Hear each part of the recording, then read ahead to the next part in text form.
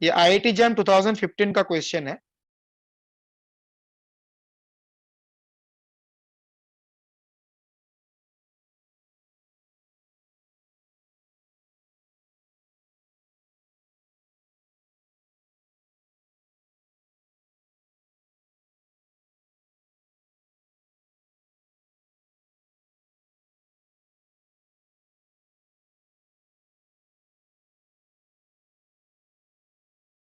Vibration of diatomic molecules can be represented by harmonic oscillator।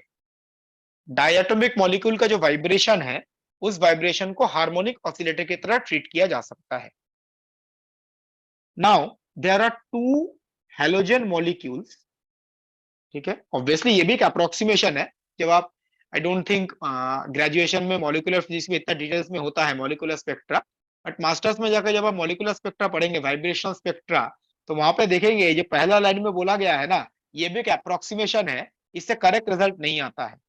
जो diatomic molecule का vibration है, उसको अगर आप हार्मोनिक ऑसिलेटर की तरह ट्रीट करें, तो जो एग्जैक्ट मॉलिक्यूलर स्पेक्ट्रम आपको दिखता है ना, वो एक्सप्लेन किया नहीं जा सकता।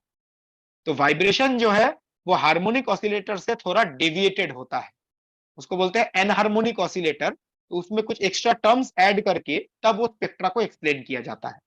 बट ग्रेजुएशन लेवल पे इतना वो एडवांस पोर्शन का यहाँ पे कोई मेंशन नहीं किया गया। हार्मोनिक ऑसिलेटर अज्यूम कर लीजिए जैसा क्वेश्चन में बोला गया है।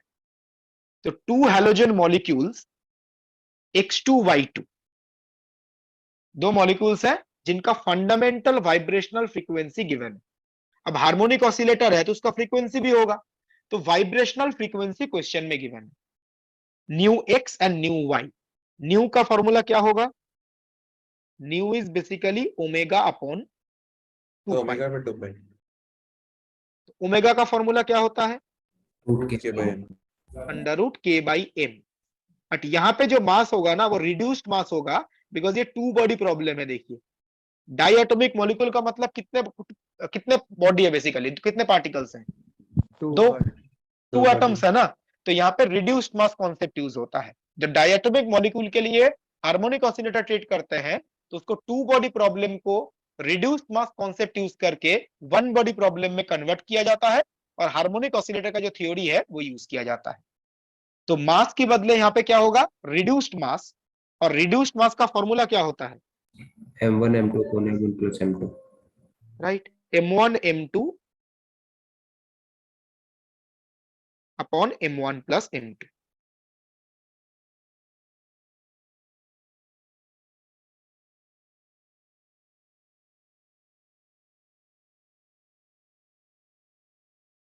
ये रिड्यूस्ड मास का जो कॉन्सेप्ट है ना, ये भी बहुत जगह पे यूज करते हैं। जैसे मतलब थ्योरेटिकल कैलकुलेशन तो हम कहीं पे भी नहीं करते हैं।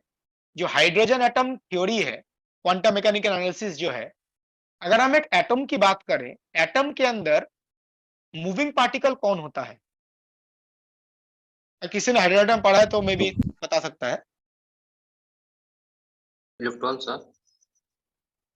एटम के अंदर न्यूक्लियस भी मूविंग होता है और इलेक्ट्रॉन भी मूविंग, दोनों मूविंग होते हैं। इलेक्ट्रॉन भी मूविंग होता है, न्यूक्लियस भी मूविंग होता है।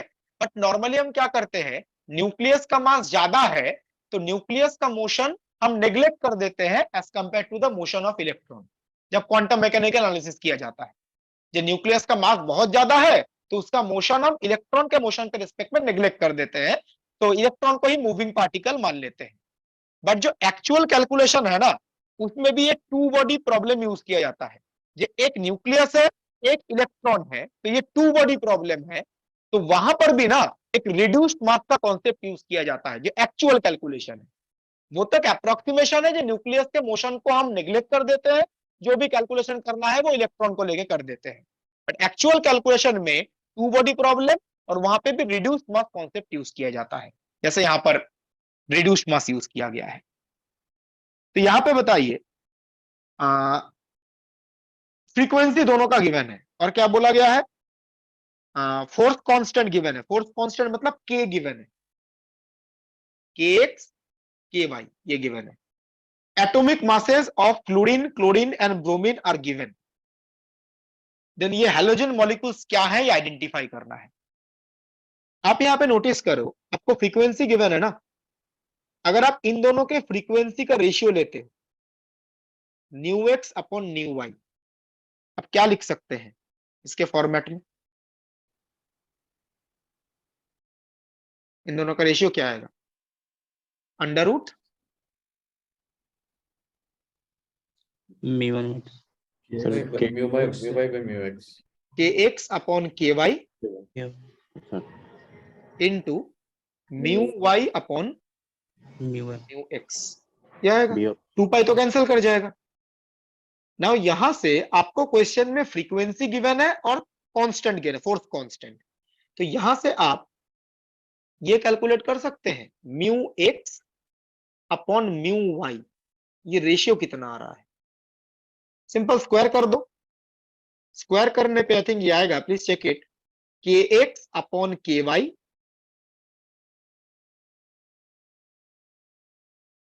Into nu x nu y upon nu x. Please check ratio आ रहा है कि nu y upon nu x square. Simple दोनों तरफ स्क्वायर कर दीजिए और वहां से mu x upon mu y reduced mass का रेशियो कैलकुलेट कीजिए। और ये गिवन है क्वेश्चन में k x upon k x k y nu x nu y, ये है ना। ये सारा वैल्यू यहाँ पे रिप्लेस करके बताइए ये रेशियो अप्रोक्सीमेटली कितना आ रहा है।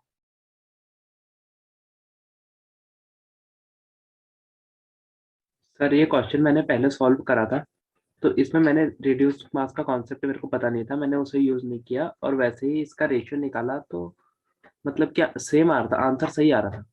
आंसर इसलिए सेम आ रहा था बिकॉज ये होमोन्यूक्लियर डायटोमिक होमोडायटोमिक मॉलिक्यूल है, दोनों सेम है ना। जैसे ऑप्शन में क्या है F2Cl2, दोनों एटम्स क्या है यहाँ पर F है, इसीलिए आपका आंसर सेम आ रहा है। अगर ये होमोन्यूक्लियर मॉलिक्यूल ना हो के ना हेटेरोन्यूक्लियर मॉलिक्यूल होता, जैसे HCl, दोनों एटम अलग अलग हैं, तब आपका जो तरीका है वो गलत आंसर देता। यहाँ पे दोनों सेम है इसलिए सही आंसर दे रहा है। ओके जैसे यहाँ पे अगर आप कैलकुलेट करके देखो, आप देखो अगर आपने फ्लोरीन का रिड्यूस्ड मास कैलकुलेट किया क्या आएगा? तो m by 2 दोनों आएगा।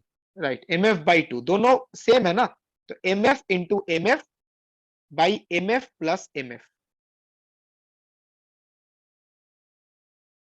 तो बेसिकली रिड्यूस्ड मास आ जाएगा mf/2। सिमिलरली अगर आप क्लोरीन का रिड्यूस्ड मास कैलकुलेट करो ये आएगा mcl/2, और ब्रोमीन का अगर आपने रिड्यूस्ड मास कैलकुलेट किया ये आएगा mbr/2। अब यहाँ पे आप नोटिस करो, अगर आप रिड्यूस्ड मास ना लेके नॉर्मल एटॉमिक मास का रेशियो ले लेते, करेक्ट तरीका है रिड्यूस्ड मास। आप रिड्यूस्ड मास का रेशियो लो या नॉर्मल मास का रेशियो लो, इस केस में तो सेम ही आएगा ना। जब आप रेशियो लोगे ये 2 फैक्टर सर।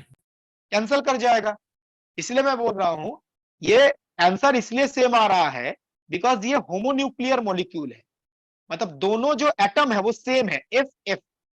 अगर ये हेटेरोन्यूक्लियर हो जाता, दोनों अलग अलग हो जाते और आपने नॉर्मल एटॉमिक मास यूज किया होता तो आंसर गलत आएगा। इस टाइप का क्वेश्चन में रिड्यूस्ड मास ही यूज कीजिए, बस ऐसा जरूरी नहीं थोड़ी ना है ये एवरी क्वेश्चन में आपका होमोन्यूक्लियर ही रहेगा, हेटेरोन्यूक्लियर का क्वेश्चन भी बन सकता है। तो करेक्ट मेथड यूज करना ही सही है। तो कितना आ रहा रेशियो ये, एनीवन? 1.8766 1.8 8766 1.8766 ओके।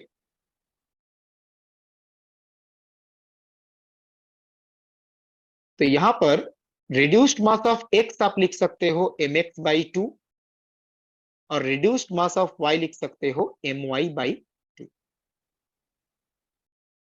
2 फैक्टर कैंसिल कर जाएगा अल्टीमेटली यहां पर। तो जो भी करेक्ट आंसर है उनके एटॉमिक मास का रेशियो आएगा 1.8766, इसके आसपास कुछ आएगा। तो चेक करके बताइए किसका रेशियो इसके आसपास आ रहा है। क्लोरीन, फ्लोरीन, ब्रोमीन, तीन ऑप्शन। क्लोरीन और क्लोरीन। Chlorine. करके देखो 35.5 by 19, 35.5 by 19 इसी के आसपास Chlorine. कुछ आ रहा है। Yes sir. ठीक है, इसका मतलब है एक्स कौन सा मॉलिक्यूल है? क्लोरीन। और Fluorine. वाई क्या है? Fluorine. Yes sir. Chlorine fluorine. Sequence ध्यान रखिएगा, गलती से ये मत कर दीजिए, बस mx by my 1.87 आना चाहिए। तो 35.5 by 19, तो x होगा क्लोरीन, y होगा फ्लोरीन।